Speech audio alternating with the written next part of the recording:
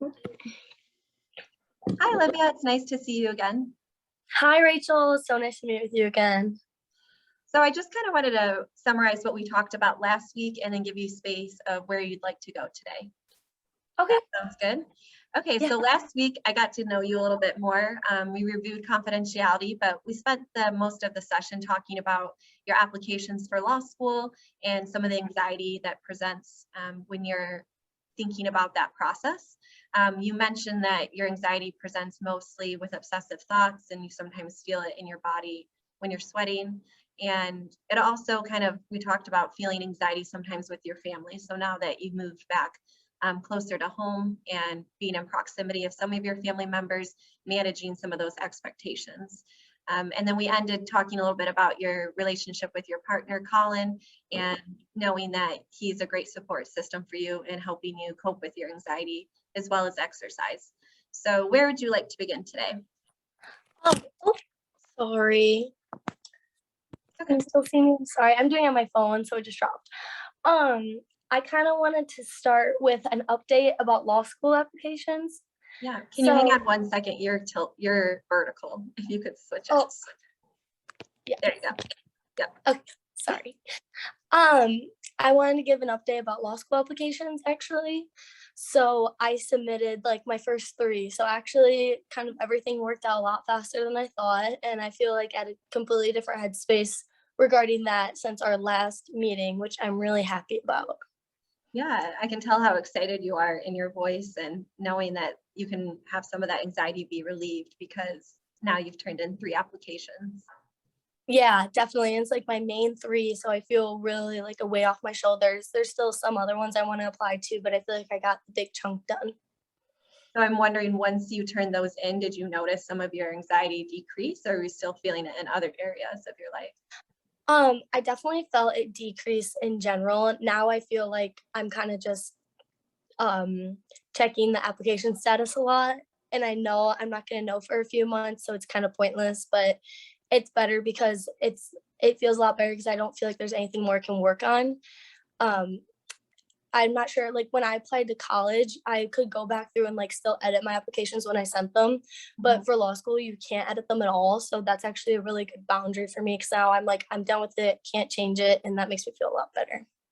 Yeah, so it sounds like you're aware that's going to take a few months for feedback, and part of you wants some of that reassurance to keep checking, but you also know that you've done everything that you can do on your end and kind of just waiting for that response in a few months. Yeah, that's exactly how I feel. And it definitely feels a lot better. Yeah, and so you mentioned that there was 3 schools that you applied to. Yep. Which one's the one that you're wanting the most? Honestly, I'm not sure because there's one school that's like the best school I really want to get into, but then I would have to move. And so I think I need to figure out which school is like the best school and then also best for me mentally to like be accessible to my family and things like that. Yeah, so I'm hearing, and we were talking last week, how important it is to be connected to your family, and it sounds like that's something you're taking into account in terms of location for law school. Yeah, it definitely is. When I was away freshman year, I remember just like missing being able to go home a lot. So I feel like it's kind of one of those like grass is always greener because I was away and I wish I was home all the time and I'm home and I get like overwhelmed seeing everyone all the time. But I Yep. do think that I'd rather see everyone a lot than like be restricted from it. Yeah, so But when Indiana is too far, but then living in the same city, sometimes it's hard to set those boundaries, like we talked about last week with your brother's school. right. Yes, exactly. And then my little sister reached out to me this week and like she's kind of going through it and having like a hard time and she's at a different household. So now I'm trying to like balance both of my younger brother and my younger sister and then also doing what I need to do for school and work. Yeah. So it sounds like you missed those interactions, and now being closer is just putting boundaries on how much you can give to those relationships while managing everything else that's on your plate right now. Yeah, exactly. And so that's something that I'm going to have to figure out for law school depending on where I get into, where how I can weigh those options. Yeah. So it sounds like for your siblings, it's it's important for you to be there for them. And sometimes it's distressing because you have your own personal, things going on. Yeah, I feel like when I plan it and then when I do it during the time I am with them, I really enjoy it. And I'm having, I'm not anxious, I'm having a good time. But then sometimes, like afterwards, I get home and I feel overwhelmed because I haven't done like the me time things that I wanted to do. Yeah. What are some of those things that you need your Um, time? yeah, I really like working out, and I've gotten into a bad habit of working out at like 8 or 9 p.m. and then wanting to make dinner after that. And so it's just like a really bad schedule I'm on right now. But I feel like I put so many things in my day that that's the only time I feel like I have. And another part of that too is I don't like going to the gym when I don't have like as much time as I want, because then instead of it relieving any stresses, it kind of makes me worry about time the whole time. Yeah, so I mentioned, I think at the end of our session last week, time management, but it sounds like kind of working on time management could be helpful in maybe decreasing some of those anxious feelings. Yeah, I I really need to work on that, especially with just always saying yes to everything and then not having me time. I think that's like something I really could benefit from. Yeah. So you say yes to, it sounds like a lot of things, and you want to say yes. And sometimes though it's at the expense of your own self-care and me time. Yeah, exactly. And sometimes like I want to go around my friend's schedule instead of my own. So I'll like say yes to that or yes to my siblings because it works best for them, but not best for me. Yeah. What would it be like to prioritize yourself? Um, I'm not really sure, honestly. I kind of plan things out in advance. So maybe if I like had a set weekly schedule of when I saw people, but I feel like people in college don't really do that. So I don't know. Yeah, but you're also doing so many things in terms of, I mean, the applications, it sounds like the three schools are, that's complete, but also being on the board of your committee, like completing your coursework, keeping your relationship and spending time with your partner and trying to manage family. And so, it could be helpful to kind of know maybe what are some windows that you are available for friends or family based on like your other responsibilities. And do you work? I don't know if you shared that. Yeah. Yes, I do. I work like 20 hours a week. Okay, so yeah, I mean, you're a full-time student, part-time work, and managing all these responsibilities. So I think it would make sense, even as a college student, to prioritize some time where maybe you have free time, and or it could be that prioritizing when do you want to work out, when do you want to eat dinner, and then if those friends and family obligations or time spent together works within that schedule, then you can say yes. But if not, you can say and set a boundary and say no because you have something else planned. Okay. So something that struggles with me with saying no is like I get nervous I'll miss out on something, and so then I feel very conflicted when it actually does come up because I feel like it's easier to say like, "Oh, I'll say no," and like that's me time, but then I feel like I'm missing out or like not enjoying college or something like that. Yeah, so there's a fear of not being part of like the social settings that your friends are within and having that part Mhm. of college experience. Yeah. Yeah. Yeah, so it sounds like, I mean, they're both important to you, right? I mean, as humans, we need socialization, so you need friend time, you Yeah. need family time. But I'm hearing like just kind of this theme that you also really need you time. And it's hard, I think, because that can always, get pushed to the wayside or the last thing you do at the end of the day. But, meeting, your needs of your body in terms of eating or exerting some of that stress, I would definitely say are something that you can prioritize for you. So do you think maybe I should try to stick to like the same workout schedule and it's like earlier so I'm not eating so late and maybe then I can like base plans around that and Yeah. just try to stay consistent? What do you think? I don't know. I think that's a good idea, and then I can like hold myself accountable while also having like something set in stone that I feel like I can't say no to because it's like saying no to myself. Mhm.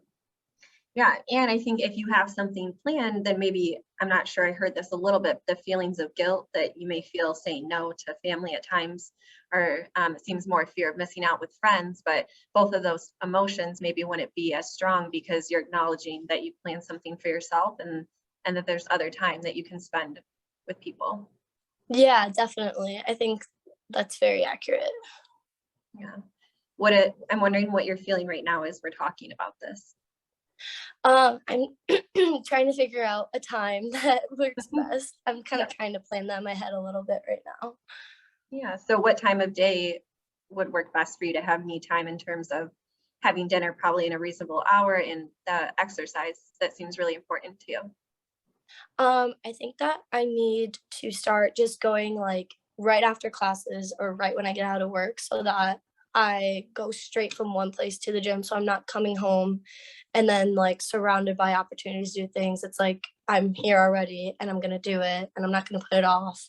Mhm. I think that would work a lot better because sometimes I come home from work and then I come home and change and then someone asks me to do something. I'm like, well, I'm home. So maybe if I go straight from classes or straight from work, I'll be able to have more of like something set. Mhm. And then that wouldn't be so late. Yeah, and I know you mentioned last week about your bedtime routine, and it's helpful to not be by your phone and being able to just either read or have some you time. And I think that that also correlates with, working out and eating dinner earlier, so then you can really transition and allow your body to like enter a state of rest and relaxation after exerting maybe some of that stress from your day and allowing to nourish your body and eat. Yeah, definitely. I think I've been going that's something I've noticed a big difference on is having um I have to have like at least like an hour in my room before like I go to bed. So then it's hard when I get everything in my day pushed back and then that doesn't happen till like 10:30 or 11 and then I'm up late because I still want to like have that time to relax. And so it's just like like a domino effect. Yeah. And as you were processing that, I was wondering, like, how is your sleep, would you say, once you go to sleep? Um it's actually really good. I've been sleeping really well. I take medicine for like I have tension headaches pretty bad, and the medicine it has like a drowsiness factor, so I take it before bed, and I actually kind of just like stopped taking it because I realized like the drowsiness made it really hard to wake up in the morning. Mhm. And so for a few weeks that was difficult, like waking up. But once I stopped it, I feel a lot better now, and I feel like my mornings I'm getting more out of them. Yeah, so you feel less drowsy, you're getting good quality of sleep, and then you're waking up and having more energy for your day because it seems like that sleep is more quality. Like, Yeah, exactly. And I like it a lot more because I last year I lived alone and now I don't live alone, so I feel like I sleep through a lot better and I feel more safe and I don't worry about anything scary or something happening. So sleep is actually going really well. yeah, so it sounds like in the past you had almost some like nightmares or fears of being alone. Yeah, Can but you I tell me don't a really little I haven't had bit? Okay. sorry, wait, what'd you say? I just said, could you tell me a little bit more about that? But you said that you haven't experienced that lately. Yeah, no, I haven't experienced that lately. When I was studying for the LSAT, I was having like really bad nightmares because it was just my anxiety, I think. But now that that's all done with, and like especially since my applications are done, I feel like I've been doing a lot better. Yeah, so it sounds like for you, that's a signal that your anxiety is really high if you're having nightmares. There's like a correlation between that. Yeah, definitely. I can tell because I dream about like people in my family dying or mainly people in my family dying. But yeah. Yeah, and I've actually heard that from lots of clients before to normalize that a little bit. I mean, anxiety is feeling out of control, and that fear can come from losing the ones closest to us. And so I think that's good insight for you. Okay, I'm starting to think about or dream about, you know, some of my family members being hurt or dying. This probably means I'm really anxious. What can I implement now to help work through that anxiety? So when I go to sleep, I'm not being triggered in my sleep. Yeah, I think that the things that we were talking about that I've been doing to make my sleep better and like rewinding, I definitely wasn't doing that before. And so I think that has definitely been something that's helped me transition away from that.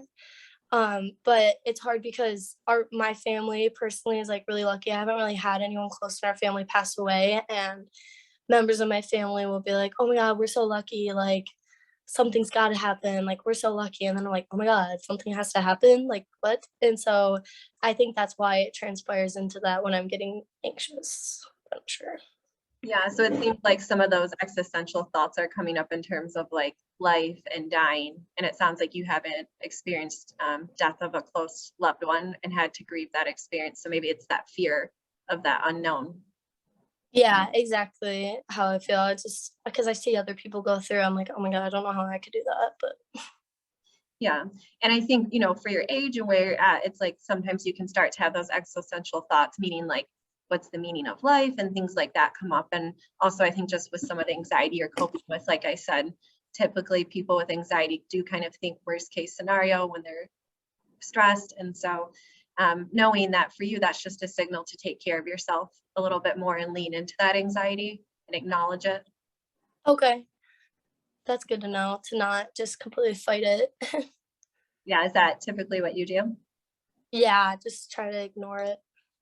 How does that how does that work out when you try to ignore the anxiety? I think it just makes me think about it more. Yeah, so maybe there's that instant relief for that moment, but like long term, it's like the anxiety is still present in your body Yeah, and in your thoughts. yeah. Yeah. So I guess I wonder what would it be like to kind of lean in and acknowledge that anxiety when you feel it? I don't know what I would do, honestly. Being honest, I don't know. Yeah, because it seems like you're always on the go or you have plans and you're busy. So I guess like slowing down and kind of acknowledging that anxiety, I wonder what that would bring up for you. Yeah, I do too. I actually it's kind of funny that we're talking about it right now, but when was it? Like 2 days ago, I didn't have time to do like a full workout, and I asked my roommate, I was like, "What? I don't know what to do. Like, I don't really want to lift, but I kind of want to like move my body." And she's like, "How about you do a yoga video?" And so I like did like a 30-minute, and I did just like a relaxation one, not like an intense one or cardio one. And I felt like for like the next like 12 hours, it made me feel a lot better because I was just like thinking, and it was kind of like a blank space. It felt like a blank slate for me, and it was like really relaxing. It felt like meditation almost, but while moving my body, and I really liked it. So I was thinking that I wanted to bring that up today about maybe I should start prioritizing that more in my workouts because it's kind of like a double dip. Mhm. I also, I'll share with you, I recently started doing Pilates. I don't know if that's something Oh, offered at your university, but it's a mixture of like mindfulness, yoga, and strength based. So like you do use small weights and it's more about movement, but there's mindfulness and like breathing through it. You're guided through how to breathe. So that could also maybe, if you have classes, something to try. yeah, I would love to do that because we get free classes through here, and I honestly like I didn't even know what Pilates was. I didn't know it had any mindfulness in it. I had no idea, so that's definitely a good idea.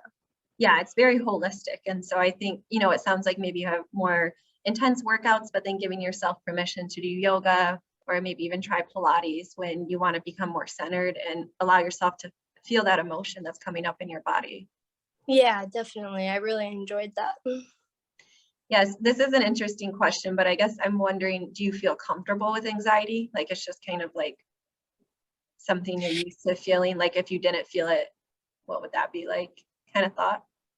Um, I don't know. I feel like I feel it just like a little bit in most things, but I think the only time I'm not really feeling a little bit of anxiety is when I'm super busy, and that's why I stay busy.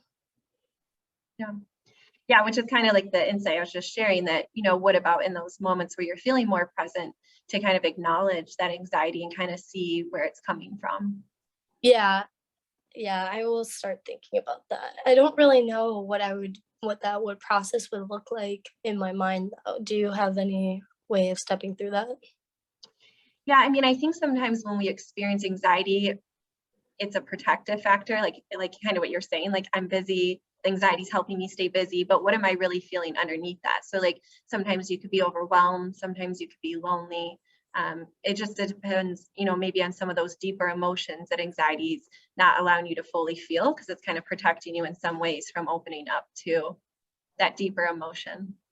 Yeah, I definitely can feel that in my everyday life that is how I operate. Yeah. So it's like anxiety can be helpful, but it can not be helpful, right? When it's at a distressing point and giving you nightmares and your body's reacting to it. Yeah, definitely. And I feel it just in like those obsessive thoughts. And so sometimes I try to just like shut them out. But then if I do, like, then they kind of just flow back in. Yeah. So and maybe I just need to have a plan to do when I don't know how I would go about that. Maybe set a plan for when that happens or Yeah. ideas. Yeah. So when you're having those thoughts sometimes, right, it sounds like you can acknowledge they're obsessive, right? Like I'm having obsessive thoughts. But if we take a minute sometimes and write it down, we can kind of then, is there validity to this thought? And you can kind of then acknowledge, like, is there any evidence for this thought? So sometimes if you're just continuing to think about something, write it down and then look at it, because it's allowing you to like process one more step to actually see it physically written down, and then kind of acknowledge, like, is this realistic what I'm obsessing about? Okay, that's a good idea. I think that would be a fun thing for me to do today, like go get a journal and I can just keep it by my bed. I wonder, is there an example or something that you can think of that sometimes when those thoughts come up, like you could share a thought with me right now? Um, I mostly like I get like little spurts of it whenever I'm like leaving someone or a family member. Like when I leave, an example would be when you know how my boyfriend and I are like long distance. Mhm. When I'm leaving him, I'm like, oh my gosh, like what if I get in a car accident and die and I never see him again? And then I'm like thinking about it, and then I'm thinking about like my whole car drive, and then if I like do something scary while driving, like, oh my gosh, like I almost died. Or if nothing happens, I'm like, oh my gosh, what if I left 5 minutes later and I got in a car accident? Mhm. And so stuff like that happens with like all my family. So I'm always like, I love you so much. It's like so dramatic whenever I do anything because I'm worried about that. And then I think about it. Well, this kind of correlates to how you said you haven't experienced death within your family. And so there's that fear of that unknown. And then when it sounds like you're in relationships or connecting like with someone that you care and love about so much, like your partner, that when you leave him, there's just that the fear, becomes stronger just because that relationship means so much to you. So I wonder, Yeah. like, if part of that is, yes, the anxiety, but it's also maybe acknowledging the sadness that comes when you leave your partner. Yeah, definitely. And I feel that in like all my relationships too. And smaller levels, but and like biggest is with my boyfriend for sure. Yeah. And in terms of the car and like the car accidents, it's always just reminding yourself, what you have control over, and the likelihood, like I said, if you were to write those thoughts down, that, the chances are slim of that happening, but it's just your mind trying to maybe distract you from the sadness you're feeling from leaving Colin. Yeah, definitely. Okay, that makes me feel better. Yeah, and again, I'm not trying to normalize it, but I'm just acknowledging that people who cope with anxiety, that they typically think about loved ones getting hurt or themselves in death. And I think that's just because that's ultimately what we don't have control over. But just kind of leaning into that anxiety a little bit, like today we've been talking about, whether it's writing down some of those obsessive thoughts and kind of looking at them, or allowing yourself when you're doing yoga to kind of just be more present with that feeling of anxiety, and where it's coming from. And, are you feeling something deeper that maybe isn't as comfortable to acknowledge? Okay, definitely. Yeah. As we're wrapping up today, I guess, do you have any thoughts about what we talked about today that was helpful for you? Yeah, I definitely am going to get a journal. I think that's great. I like having like action plans, so it feels good to like do something about it. And then So that's I good to am going. know. Sorry, I just wanted to reflect. That's good to know you like homework, or you like having something to work on between classes. Yeah, Okay. I do. And I like just being able to write things down. And I also am going to start like packing my gym bag with me when I go to work or school so that I'm like going straight to the gym so it's not like an in between period. Yeah, so prioritizing yourself, giving yourself that time, that me time, like you emphasized, is so important. And then also when you have a plan, it'll be easier to set a boundary with other people, or to say, we can do it later this day or another day. Right now I'm at the gym, and then, eating dinner. Okay, yeah, definitely. Well, thank you for being so open today. It sounds like you got some coping tools to manage your anxiety this week, and I look forward to checking in next week. Okay, thank you so much. Bye, Rachel. Yeah, thanks, Olivia.